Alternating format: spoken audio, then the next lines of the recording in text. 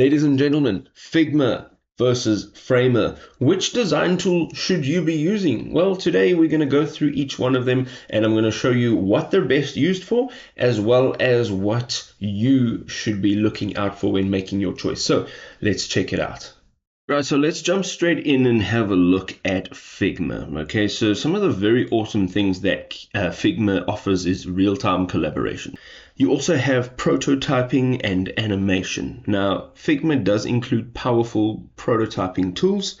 This allows you to create interactive designs quickly and easily. You can add transitions, animations, and you can even test your prototypes directly within the platform.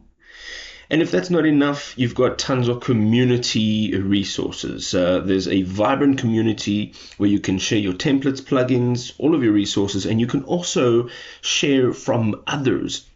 And you can find inspiration. You can find tools that can enhance your design process. So it really is an all-in-one software. So let's jump into Framer now, and I want to have a look at a few of the key features. The first one being the design and code integration.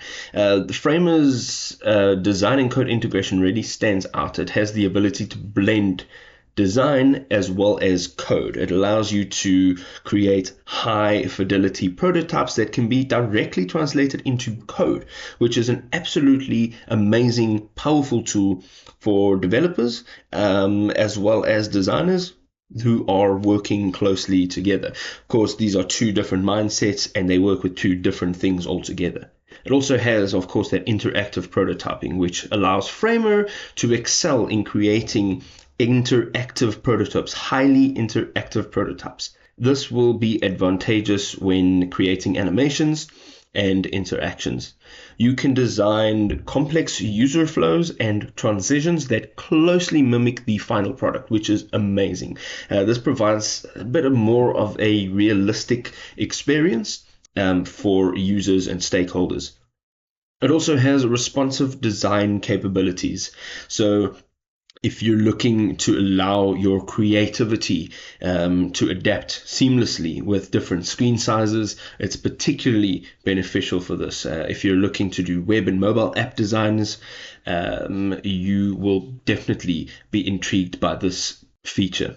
It also offers component-based workflow, right? So Framer utilizes a component-based approach, which enables you to create reusable design elements. This, of course, can promote consistency in your work as well as efficiency, especially if you're working with larger projects. These design elements can be frequently reused.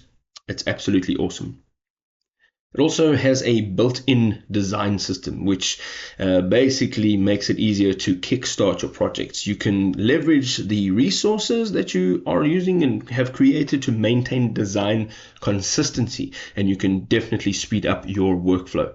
Now, of course, you can imagine not every platform has advantages without disadvantages. So definitely Figma, there have been some performance issues with large files, a bit laggy on the low-end devices. If you're looking at entry-level devices, a little bit laggy with the larger files. It also does have limited advanced animation features. I mean, they can't win it all, but if you're looking for that, Figma may not be the best option. Framer, of course, also has a list of one or two items that are a bit disadvantaged. It does have a very steep learning curve, actually a lot steeper than Figma.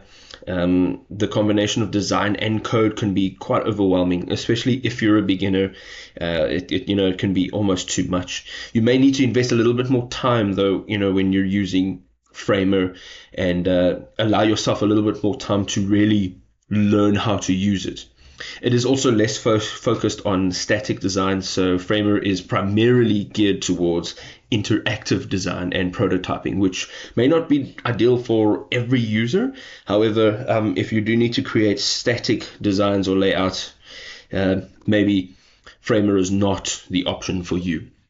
Now, if you would like to share your thoughts, you can drop a comment down below. You can also drop us a like, a big old thumbs up to show your support for the channel. And I guess we'll see you in another awesome video. Peace out.